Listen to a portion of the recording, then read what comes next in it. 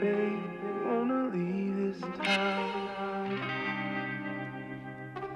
I'm saying, whatever, if you wanna go, I'm down. 'Cause darling, we'll make a bigger thing.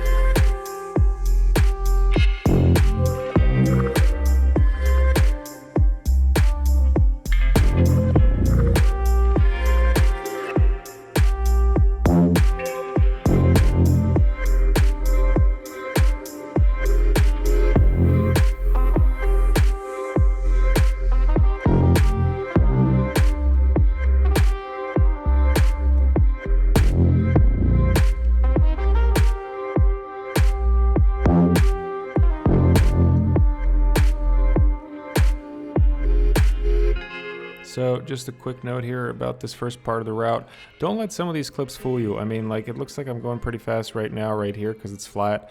But there was some gnarly sections with a lot of climbing. There was about 1,400 meters of elevation gain in the first 40 kilometers, which, I mean, for me was a lot. Maybe for some of you pros out there, it's not. But there's some really gnarly sections. The gravel was mostly great, honestly, but there were some sections that were pretty chunky, like right here, which were really kind of crappy with my 40 mil tires, especially them being semi-slicks. It was kind of hard to get some traction sometimes, but otherwise fantastic roads. But there were some gnarly sections and some steep climbs that were very prolonged, but didn't kill the fun.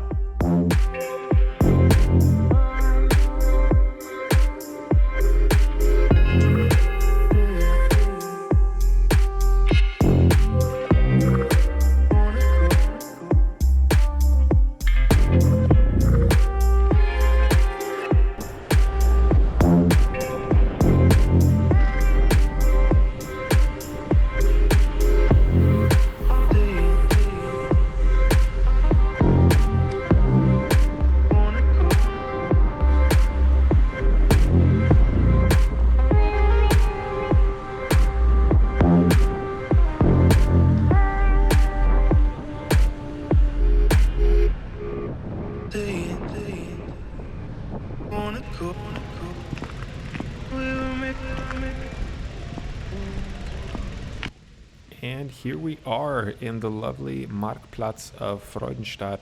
This is an absolutely lovely town, and as you can see, the weather was beyond perfect. I mean, look at this. People are walking around, kids are playing in the fountain, people are riding mountain bikes through the grass and through the paved paths. It's just awesome. I mean, you got folks on the left enjoying cappuccinos, ice cream, cakes, beers, Aperol, spritz, whatever you name it. It was just an insane experience. Really, really great that we got this kind of weather in early April. Usually we can only look forward to this a little bit later in the summer, but this is where I ended up spending one evening at a lovely hotel here right on the square, and very, very reasonably priced. Fantastic location, close to all the great restaurants and everything else. So it was absolutely a wonderful experience. But highly recommend Freudenstadt, or if you prefer something a little bit smaller, Bayersbronn is actually just north of Freudenstadt and is also another fantastic hub for accessing the Black Forest National Park in the northern Black Forest, the Nordschwarzwald. So fantastic place. Again, I really can't recommend it enough. It doesn't matter if you're a fan of hiking, mountain biking, gravel biking. Obviously, I'm more of a gravel bike person, but as you can see, even by the short segment, most of the people here are into mountain biking. But it is an absolute treasure of a location for all kinds of outdoor biking. So if you're in the area, I really recommend that you do not miss Freudenstadt and the surroundings.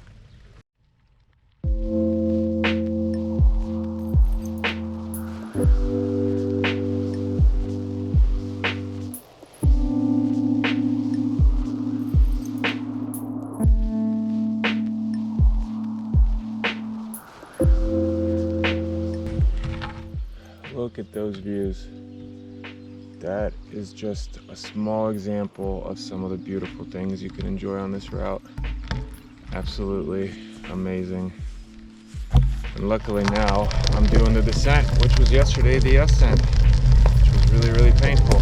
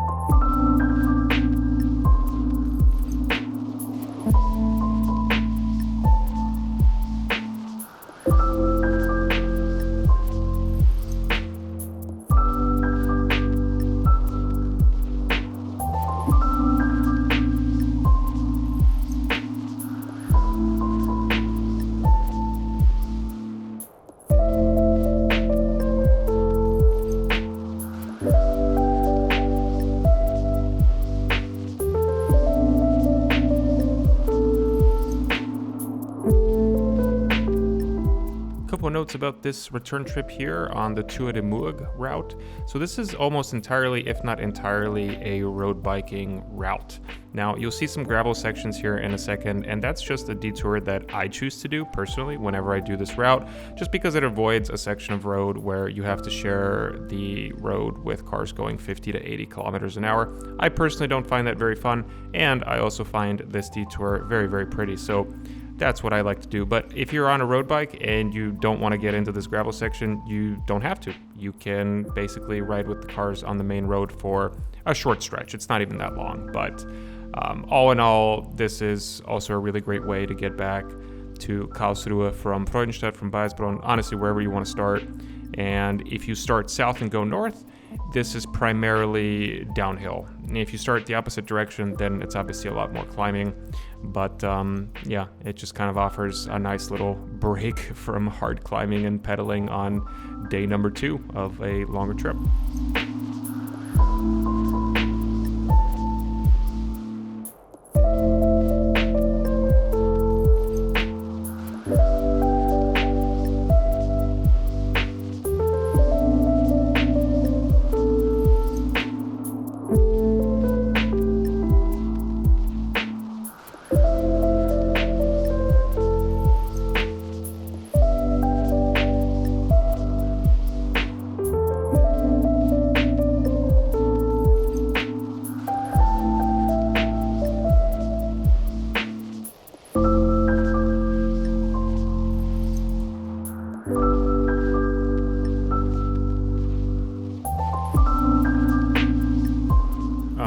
Here's another place I just gotta highlight. This is one of my favorite places in the northern Black Forest, Gernsbach. Absolutely beautiful little village along the river. Fantastic place to stop by for some coffee, beer, food, whatever you want. And just lovely to walk through, really. I stop here all the time after trail runs, after hikes, during bike rides, you name it. But it's really charming, it's really pretty, and I really recommend giving it a visit if you're in the area.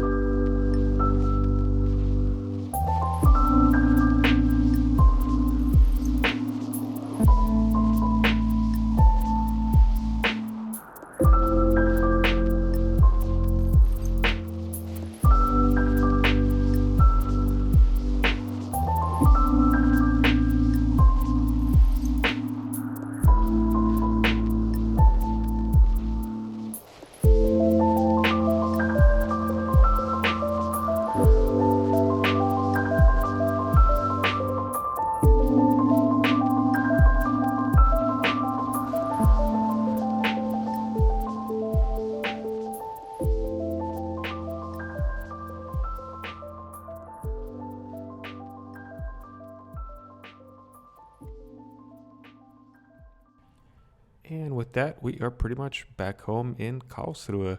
So before we sign off, the last thing I wanted to talk about a little bit is the bike and the equipment. So this is the Canyon Grail CF SLX, and it's pretty much stock. No modifications have been made to the bike, tires, drivetrain, anything like that. And this is the Shimano Di2 setup.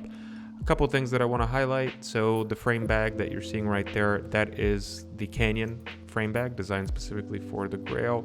And the top tube bag is also a Canyon top tube bag. And I have to say both fit really nicely, very easily. I like to put little things in there, food, phone, wallet, whatever, things like that. And on the rear, you will see that there is a saddlebag. So that is from a company called AGU. Not sure how you pronounce it, AGU or AGU, whatever. They're a Dutch cycling company. They have some really great products at really great prices, and they have a focus on sustainability and environmentally friendly means of production, which I really enjoy. But this bag was fantastic. I believe it's about 10 liters in terms of storage. So for a weekend trip, I mean, it was really more than enough, but highly recommend them. Yeah, a couple of other things to highlight. So the fenders, if you can call them that, front and back, those are from a company called Ass Savers, and I've been using them on my other bikes as well. Actually, I use them on all my bikes. They're insanely lightweight, but they do a really good job. Are they going to be as good as fenders that cover your whole wheel? No, probably not, but they're also going to be less than 10% of the weight. I mean, these are just pieces of plastic that you can easily strap on or strap off if you want to switch them between bikes. Yeah, they do the job. And look, I mean, we're gravel biking, we're bikepacking, we're going to get dirty. It is what it is, right? But at least this kind of protects you a little bit, protects the frame just enough. And as soon as you're near a hose or whatever, you can clean the bike off with a little bit more ease. But overall, highly recommend that equipment. It worked fantastically for me. I think I overpacked just a little bit, but that's fine. I mean, better safe than sorry, right? You never know what the weather's going to do. You never know if you're going to run into a mechanical. So that was my strategy. And again, more than enough for a weekend's ride. 10 liters in the back. The Canyon frame the frame bag is probably, I don't know, 1.5, maybe 2 liters. Not sure if there's official numbers on that from Canyon. And the top tube bag is pretty much just, holding snacks, multi-tool, a couple of odds and ends, and yeah, it was more than enough. So really great setup.